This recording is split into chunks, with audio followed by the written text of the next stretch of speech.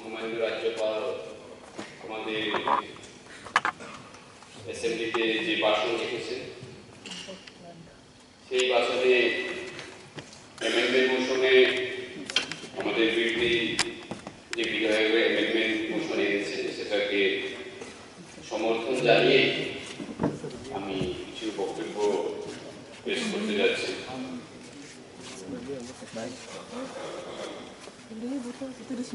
এখানে যে গভর্নমেন্টের মাননীয় রাজ্যপালের যে অ্যাড্রেস, আমি ভেবেছিলাম যে রাজ্যপালের ওইখানে যে টাউন কমিটি বিল, এডিসি থেকে পুলিশ বিল, কাস্টমারি ল, এই বিলগুলি একটু উল্লেখ থাকবে, কিন্তু দুঃখের বিষয় ওইগুলি কোনোটাই এখানে উল্লেখ করা নেই।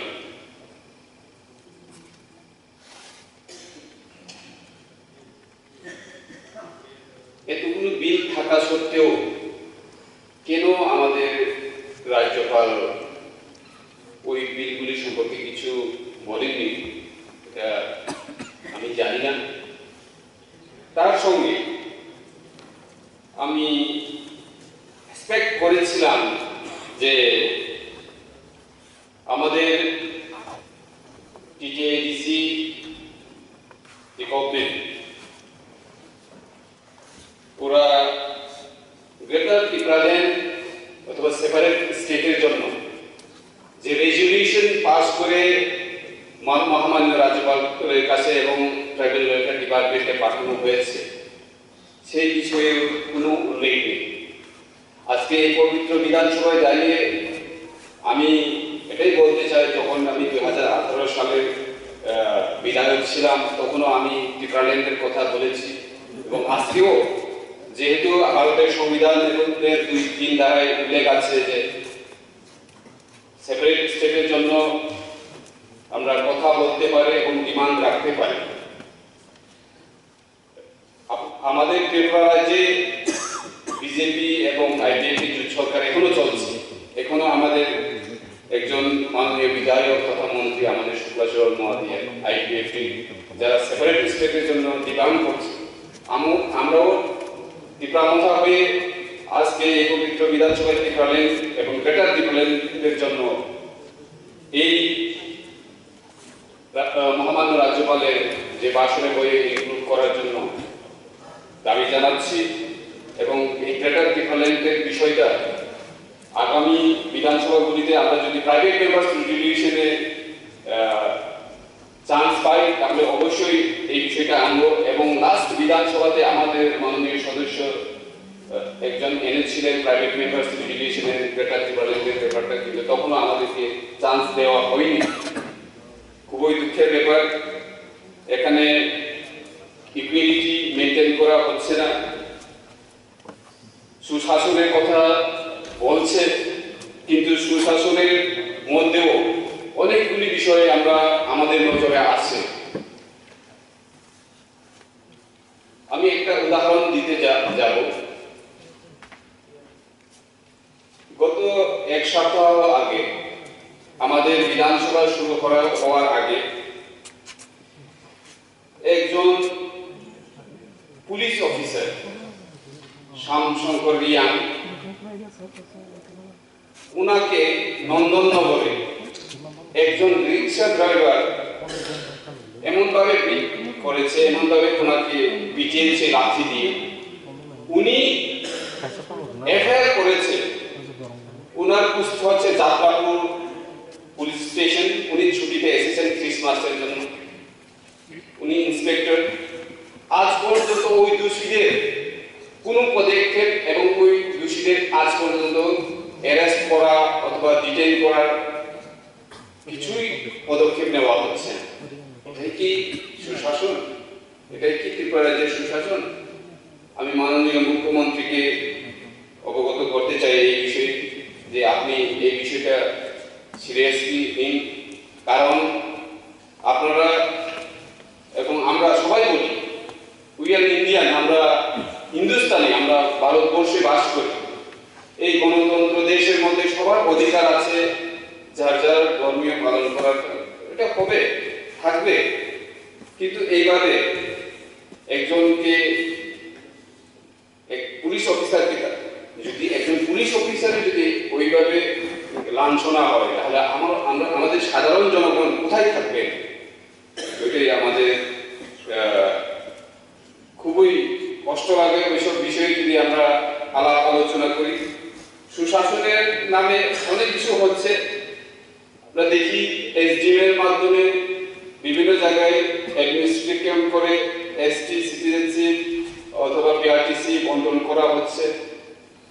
হ্যাঁ, খুব ভালো, কিন্তু আমরা চাই সুশাসনকে আরো সামনে এগিয়ে নিয়ে জনগণের ঘরে যদি আমরা নিয়ে যেতে পারি, তাহলে আরো ভালো হবে। আমি মাননীয় মুখ্যমন্ত্রীকে চিঠিও দিয়েছিলাম, সুশাসন এবং সবকা সাথ সবকা বিকাশ এই মন্ত্রকে নিয়ে আসুন না, আরো আমাদের এই সুশাসনকে আরো সামনে এগিয়ে নিয়ে।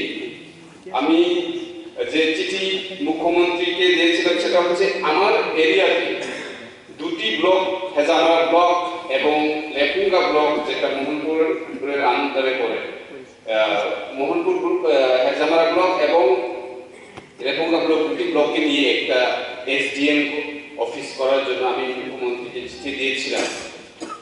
এমনকি আমি মাননীয় রাজ্যপালের সাথেও দেখা করেছি ওই বিষয়ে, এবং আমাদের এগ্রিকালচার মিনিস্টারকেও বলেছি ওই বিষয়ে। ওইগুলি করলে আমাদের জনগণরা যারা গ্রামের থেকে এসে এই শহর অঞ্চলে এসে গাড়ি ভাড়া এবং টাইম খরচ যাতে সেভ করা যায়, এগুলি চিন্তা ভাবনা করে ওইগুলি দেখা দরকার।